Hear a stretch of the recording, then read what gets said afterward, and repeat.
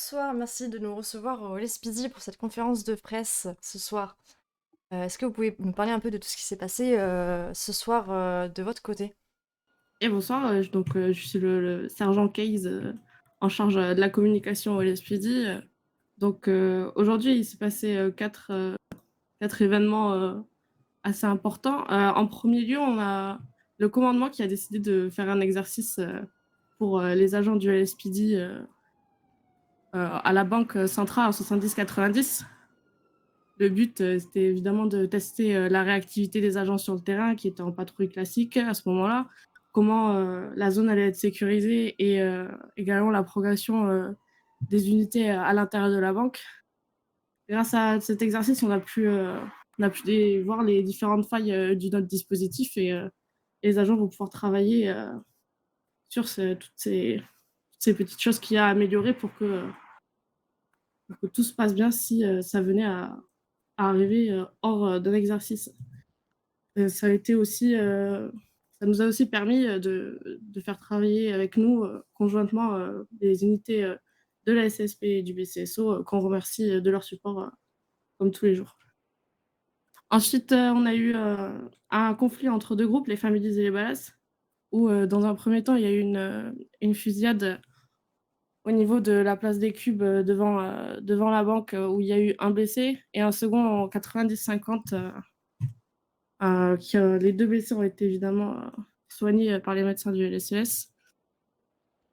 Suite à ça, le bureau du procureur a décidé de mettre en place une perquisition d'un domicile chez le groupe des familles au vu,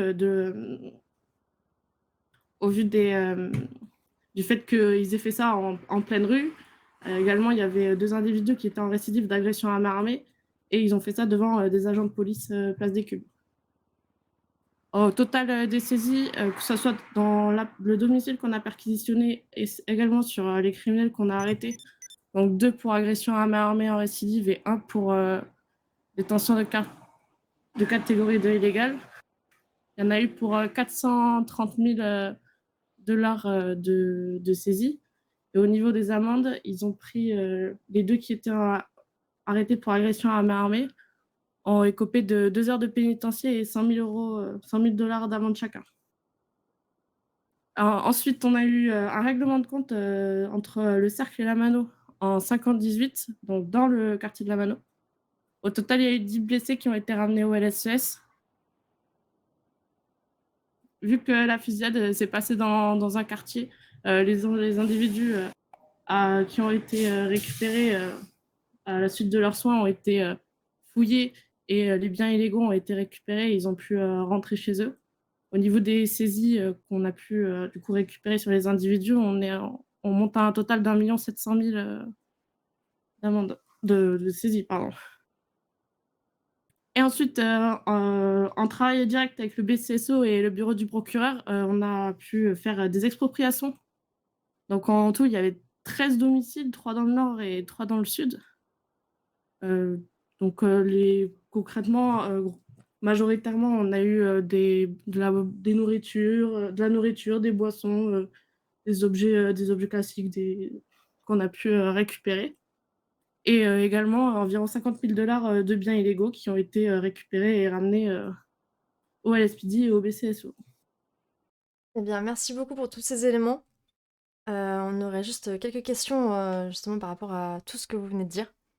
Donc vous nous avez parlé du coup de pas mal d'activités qui s'est produit, dont des opérations qui étaient prévues depuis quelque temps, je suppose, comme les expropriations et l'exercice. Mais du coup, il y a des choses qui sont venues en plus de ça, plusieurs fusillades. Comment est-ce que vous avez réussi à gérer justement le terrain avec toute cette activité? Euh, on a eu de la chance d'avoir un adjectif assez élevé ce soir. Donc, grâce à ça, à la réactivité des agents et à nos différentes centrales qui ont pris le lead sur le terrain, ils ont pu dispatch les unités assez rapidement pour qu'on ait un peu de monde partout et qu'on puisse gérer 50-18, la fusillade, les expropriations en même temps sans qu'il y ait de pertes, quoi que ce soit. Et on a aussi, comme toujours, le support du BCSO et du SASP qui nous aide grandement. Du coup, vous avez expliqué que pour cette situation, vous avez décidé de faire une perquisition parce que les individus étaient en récidive et que les tirs avaient eu lieu dans l'espace public. Est-ce que c'est votre nouvelle manière de procéder? Vous avez toujours procédé comme ça? Nous, en ce qui concerne les perquisitions, c'est le bureau du procureur qui décide de nous délivrer un mandat de perquisition ou pas. Donc on attend qu'ils nous disent que c'est bon et puis voilà. Mais D'accord, la c'est pas vous plupart qui du en faites temps, la demande? ça peut arriver que le commandement demande une perquisition, oui, bien sûr. Mais la décision finale reste toujours au bureau du procureur de donner l'accord pour une perquisition ou pas. Eh bien, je vous remercie pour cette, conférence de presse ce soir. Est-ce que vous auriez quelque chose à rajouter? Ah ben, comme toujours, on remercie au nom du LSPD le SSP la SSP et le BCSO pour leur support et leur aide sur les différentes opérations. Et évidemment, nos agents pour leur réactivité, leur professionnalisme sur toutes les opérations et les interventions qu'on a pu avoir ce soir. Eh bien, merci à vous et merci de nous avoir accueillis au LSPD pour cette conférence de presse. En espérant du coup, vous revoir pour, une nouvelle conférence de presse, bientôt et je vous souhaite une bonne soirée. Merci à vous, bonne soirée.